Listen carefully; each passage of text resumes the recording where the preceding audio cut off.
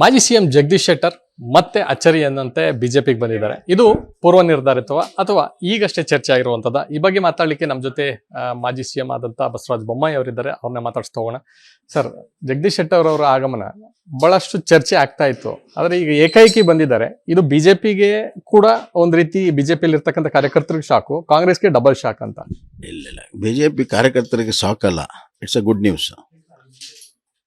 ಯಾರು ಜಗದೀಶ್ ಶೆಟ್ಟರ್ನ ಬಲ್ಲರು, ಅವ್ರ ಕುಟುಂಬ ಬಲ್ಲರು, ಅವ್ರ ಹಿನ್ನೆಲೆ ಮತ್ತು ಅವ್ರು ಬೆಳೆದಂಥ ರಾಜಕಾರಣ ಬಲ್ಲವ್ರಿಗೆ ಇದು ಆಶ್ಚರ್ಯ ಏನಿಲ್ಲ, ಅನಿರೀಕ್ಷಿತನೂ ಇಲ್ಲ. ಕಾಂಗ್ರೆಸ್ನಲ್ಲಿ ಭಾಳ ದಿವಸ ಇರೋಕ್ಕೆ ಅವ್ರು ಆಗಲ್ಲ ಅನ್ನುವಂಥದ್ದು. ಈಗ ನೋಡಿ, ಕರ್ನಾಟಕದ ರಾಜಕಾರಣ ನೋಡಿದಾಗ ಮೊದಲನೇ ಜನ್ರೇಷನ್, ಎರಡನೇ ಜನ್ರೇಷನ್, ಮೂರನೇ ಜನ್ರೇಷನ್, ಕೆಲವು ನಾಲ್ಕನೇ ಜನ್ರೇಷನ್ ಕಾಂಗ್ರೆಸ್ ವಿರೋಧ ಮಾಡಿಕೊಂಡೇ ಬೆಳೆದಿದ್ದಾರೆ. ಅಲ್ಲಿ ಕಾಂಗ್ರೆಸ್ನಲ್ಲಿ ಅವ್ರಿಗೆ ಸ್ಥಾನ ಇಲ್ಲ. ಅಲ್ಲಿ ವಾತಾವರಣನೇ ಉಸಿರುಗಟ್ಟುವ ವಾತಾವರಣ.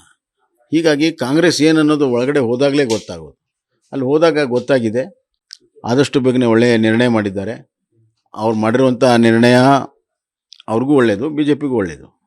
ಸರ್, ಎಲ್ಲೋ ಒಂದ್ ಕಡೆ ಕಾಂಗ್ರೆಸ್ನಲ್ಲಿ ಹೇಳ್ತಾ ಇದ್ದಾರೆ. ಒಂದು ಕಡೆ ಅಂತಂದ್ರೆ ಎಲ್ಲದು ಹೇಳ್ಬೇಕು ಸ್ವಲ್ಪ. ಅಲ್ಲ ಸರ್, ಕಾಂಗ್ರೆಸ್ನ ನಾಯಕರು ಈಗ ಪ್ರಸ್ತುತ ನನಗೆ ರಾಜಕಾರಣಿಗಳು ಯೂಸ್ ಮಾಡ್ತಾರೆ, ನೀವು ಯೂಸ್ ಮಾಡಿ, ಎಲ್ಲೋ ಒಂದು ಕಡೆ ಯಾವ ಕಡೆ ಅದು ಸ್ವಲ್ಪ ಹೇಳಿದ್ರೆ ಉತ್ತರ ಕೊಡೋಕೆ ಅನುಕೂಲ ಆಯ್ತು. ಅಲ್ಲ ಸರ್, ಕಾಂಗ್ರೆಸ್ನ ನಾಯಕರು ಈಗ ಪ್ರಸ್ತುತ ಚರ್ಚೆ ಮಾಡ್ತಾ ಇದ್ದಾರೆ. ಜಗದೀಶ್ ಶೆಟ್ಟರ್ ಅವ್ರಿಗೆ ಟಿಕೆಟ್ ಕೊಡ್ಲಿಲ್ಲ ಬಿಜೆಪಿಲಿ, ನಾವು ಕರ್ಕೊಂಬಂದು MLA ಸೋತ್ರು, ಆದ್ರೂ MLC ಮಾಡ್ದು, ಅವ್ರೊಂದು ಸುಮ್ಮನೆ ಕೂರ್ಸಿರ್ಲಿಲ್ಲ, ಅವ್ರಿಗೆ ಬಹಳ ದೊಡ್ಡ ಜವಾಬ್ದಾರಿ ಕೊಟ್ಟಿದ್ದು, ಆದ್ರೂ ಹೋಗಿದ್ದಾರೆ ಅಂತ. ಇಲ್ಲ, ಅದು ಅವ್ರು ಮತ್ತು ಸಹಜವಾಗಿ ಅದನ್ನ ಹೇಳಲೇಬೇಕು. ಅದು ಜಗದೀಶ್ ಶೆಟ್ಟರ್ ಮತ್ತು ಕಾಂಗ್ರೆಸ್ ನಡುವೆ ಏನು ಮಾತುಕತೆ ಆಗಿದೆ ನಮ್ಗೆ ಗೊತ್ತಿಲ್ಲ. ಮತ್ತು ಅವ್ರು ಕರ್ಕೊಂಡು ಬರುವಾಗ ಯಾರ್ಯಾರು ಪಾತ್ರ ವಹಿಸಿದ್ರು ಗೊತ್ತಿಲ್ಲ. ಮತ್ತು more than anything Ls, Jagadish Shettar ಒಬ್ಬ ಸಜ್ಜನ ರಾಜಕಾರಣಿ. ಅವ್ರಿಗೆ ಭಾಳ ದಿವಸ ಕಾಂಗ್ರೆಸ್ಸಿನ ರಾಜಕಾರಣ ಅಲ್ಲಿರೋಕ್ಕಾಗೋದಿಲ್ಲ, ಉಸಿರುಗಟ್ಟದ ಗ್ಯಾರಂಟಿ. ಹೀಗಾಗಿ ಅವರು ಆದಷ್ಟು ಇದು ಬೇಗನೆ ನಿರ್ಣಯ ಮಾಡಬೇಕು ಮತ್ತು ಸೂಕ್ತ ಸಮಯ ಲೋಕಸಭೆಗಿಂತ ಮುಂಚೆ ಅಂತ ಅವ್ರು ನಿರ್ಣಯವನ್ನು ಮಾಡಿದ್ದಾರೆ. ಶೆಟ್ಟರ್ ಅವರ ಆಗಮನದಿಂದ ಉತ್ತರ ಕರ್ನಾಟಕ ಭಾಗಕ್ಕೆ ಬಹಳಷ್ಟು ಶಕ್ತಿ ಬಂದಿದೆ. ಜೊತೆಯಲ್ಲಿ 28 ಕ್ಷೇತ್ರಗಳು ಗೆಲ್ಲಬೇಕು ಅನ್ನುವಂತ ಒಂದು ಕಾನ್ಸೆಪ್ಟ್ ಏನಿದೆ ಬಿಜೆಪಿಗೆ, ಅದಕ್ಕೆ ಸಹಾಯ ಆಗುತ್ತೆ. ನೋಡಿ, ಜಗದೀಶ್ ಶೆಟ್ಟರ್ ಬಂದದಿಂದ ಜಗದೀಶ್ ಶೆಟ್ಟರ್ಗೂ ಅನುಕೂಲ ಆಗಿದೆ, ಬಿಜೆಪಿಗೂ ದೊಡ್ಡ ಪ್ರಮಾಣ ಅನುಕೂಲ ಆಗುತ್ತೆ. ಇಟ್ಸ್ ಒನ್ ವೇ ಟ್ರಾಫಿಕ್ ಅಲ್ಲ. ಸರ್, ಈಗ ಮುಂದಿನ ನಡೆ ಕೇವಲ ಜಗದೀಶ್ ಶೆಟ್ಟರ್ ಮಾತ್ರ ಬರುವಂತದ ಅಥವಾ ಇನ್ನೂ ಅನೇಕ ನಾಯಕರನ್ನ ವಾಪಸ್ ಕರ್ತರುವಂತ ಪ್ರಯತ್ನ? ಖಂಡಿತ ದೊಡ್ಡ ಪ್ರಮಾಣದಲ್ಲಿ ಬಿಜೆಪಿಗೆ ಕಾಂಗ್ರೆಸ್ನಲ್ಲಿರೋ ನಾಯಕರು ಬರ್ತಾರೆ.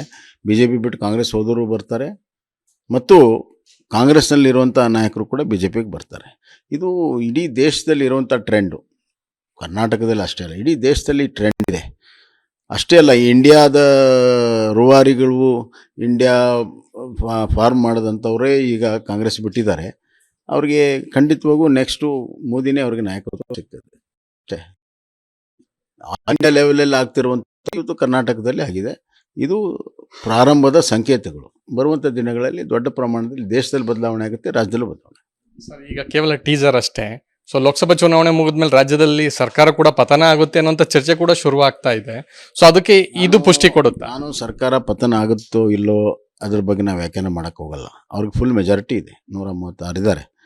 ಆದರೆ ರಾಜಕೀಯವಾಗಿ ಲೋಕಸಭಾಕ್ಕಿಂತ ಮುಂಚೆನೇ ಕಾಂಗ್ರೆಸ್ಗೆ ಭಾಳ ದೊಡ್ಡ ಶಾಕ್ ಆಗುತ್ತೆ, ಹಿನ್ನಡೆ ಆಗುತ್ತೆ, ಇಷ್ಟು ಮಾತ್ರ ಹೇಳಬಲ್ಲೆ. ಇದಿಷ್ಟು ಮಾಜಿ ಮುಖ್ಯಮಂತ್ರಿಗಳಂತ ಬಸವರಾಜ ಬೊಮ್ಮಾಯಿ ಅವರ ಮಾತು. ಚಂದ್ರಶೇಖರ್, ವಿಸ್ತಾರ ನ್ಯೂಸ್, ಬೆಂಗಳೂರು. ಅನುಕ್ಷಣದ ಸುದ್ದಿಗಳಿಗಾಗಿ ವಿಸ್ತಾರ ನ್ಯೂಸ್ ಯೂಟ್ಯೂಬ್ ಚಾನೆಲ್ ಸಬ್ಸ್ಕ್ರೈಬ್ ಮಾಡಿ. ಹೊಸ ಸುದ್ದಿಗಳ ನೋಟಿಫಿಕೇಶನ್ಗಾಗಿ ಬೆಲ್ ಐಕಾನ್ ಕ್ಲಿಕ್ ಮಾಡಿ. ಲೇಟೆಸ್ಟ್ ಅಪ್ಡೇಟ್ಸ್ಗಾಗಿ www.vistaranews.com ವೆಬ್ಸೈಟ್ಗೆ ವಿಸಿಟ್ ಮಾಡಿ. ಅಂಗೈಯಲ್ಲೇ ಜಗತ್ತಿನ ಸುದ್ದಿ ತಿಳಿಯಲು ವಿಸ್ತಾರ ನ್ಯೂಸ್ ಕನ್ನಡ ಆಪ್ ಡೌನ್ಲೋಡ್ ಮಾಡಿ.